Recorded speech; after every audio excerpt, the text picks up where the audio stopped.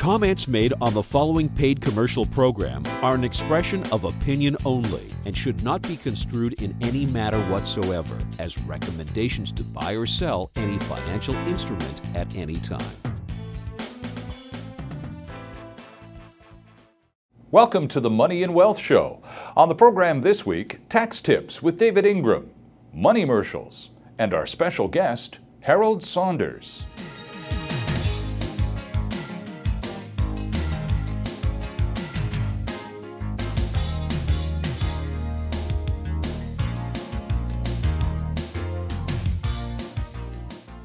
Welcome to the Money and Wealth Show. I'm Sterling Fox, and on the program today, we're going to take a look at what you might call the other side of money and wealth, the dark side, if you will. What happens when people try and fail? And to help us sort it all out, it's a pleasure to welcome to the show the founding partner and president of Campbell Saunders Limited. Harold Saunders is with us. Hello, Harold. Welcome to the Money and Wealth Show. Thank you so much, and thank you for having me on your show. Now, I've got this written down, so I want to make sure I get it right. A Canadian insolvency and restructuring practitioner, a job description we used to know better as a trustee in bankruptcy, correct? Yes, and we still call ourselves trustees in bankruptcy, but our official designation from our association is what you just said. Okay. Why do people go bankrupt?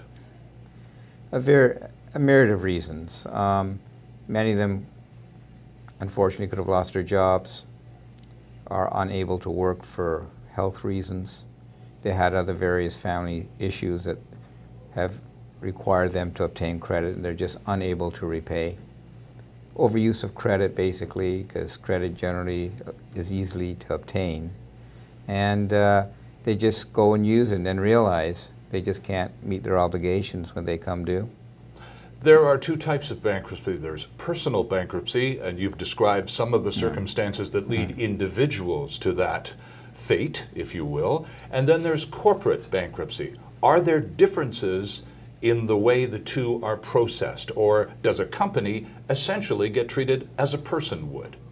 Well, a company in law, a corporation in law, is an individual, is a person basically. And if an individual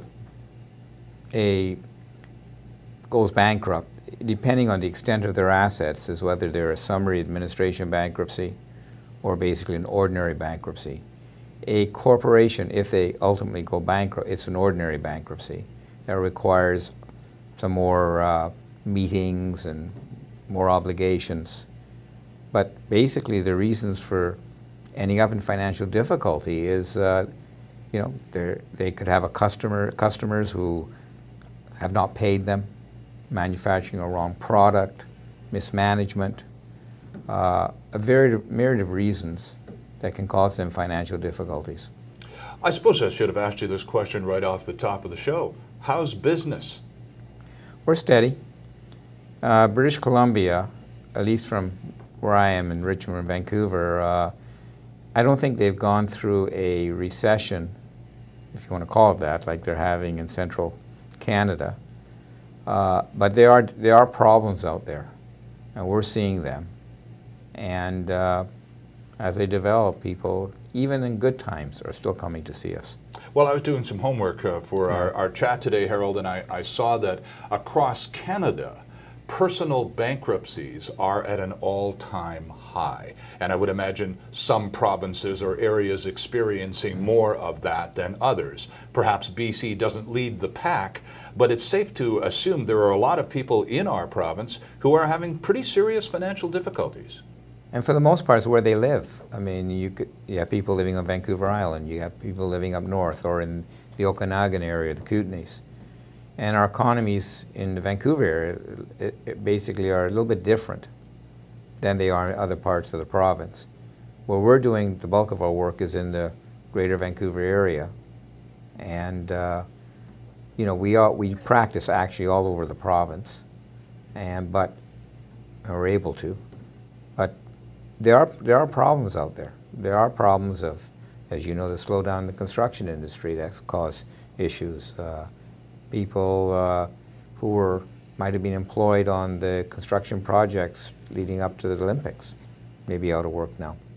But we see a steady stream of people, even in good times, who are, as I say, for various reasons, experiencing some financial difficulty. I've seen a lot of ads and heard them on the radio too for credit counselors. Now you're a chartered accountant as well as being a trustee in bankruptcy. Yeah. What's the difference between the sort of work you do versus what one of these credit counselors that advertise their services on radio and TV? Well, we basically do credit counseling. It's part of our role when someone comes to see us to determine what is their best option. There are other firms, such as the Credit Counseling Society of BC, where people go and they're able to basically, through a payment plan over a period of time. And when someone comes to see us, we basically evaluate your situation. And it's really a process of elimination. You know, maybe by cutting down their spending, they can deal with their debt. Maybe by maybe family or friends can help them. Maybe get a line of credit at a bank to consolidate their debt. But when it gets beyond that, then you look at it, well, can they pay their debts in full? And that's very important. If they can, if there's a relief of interest, there may be that option. But sometimes they can't do it, and they want to compromise their debt. And we have the power, through the Bankruptcy and Insolvency Act, to basically stop all actions against an individual once they do a filing. And if they are able to do a proposal, or as individuals with debts under $250,000 can now do a consumer proposal, we try to do that, look at that option. But when all options are moved off the table, then the only choice, obviously, is to do nothing, or basically to go bankrupt. What's the difference between a consumer proposal and bankruptcy, or is there any? There is a big difference. A consumer proposal is basically a reorganization of your debt. You're basically trying to come to an understanding with the people to whom you owe money to be able to pay something, but not everything. So you offer a certain payment plan. Creditors then have the ability to reject that plan or want an amendment to that plan. And if it's approved, it's a court-sanctioned contract. And you comply with the terms, an individual will comply with the terms of that contract. And then once they're finished complying with it, they're basically granted a certificate of full performance. I would assume a creditor would be happy to receive something rather than nothing. Do creditors from time to time say, no, I want it all, or I want this person locked up, or whatever? I'm being extreme, but you know what I mean. Creditors generally encourage, they would like to see an arrangement, a proposal. Some are maybe more due diligent than others. They may feel that the payment schedule is a bit light, and they may want it increased, so there's a bigger return to them. But generally speaking, we get the message, at least through the credit granting industry, that they would like to see people avoid a bankruptcy if they can. But every creditor has their own standards, and where some creditors may approve, others may say, no, we really want a bigger payment.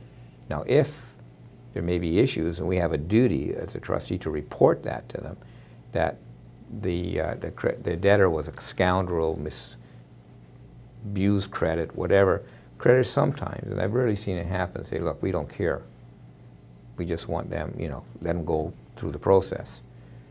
A big creditor is CRA. Oh, the tax department. Let me hold you on that point, because we need to take a break. We're looking this week on the Money and Wealth Show at, well, the other side of the equation, if you will, with the capable assistance of bankruptcy trustee Harold Saunders. And we'll be right back.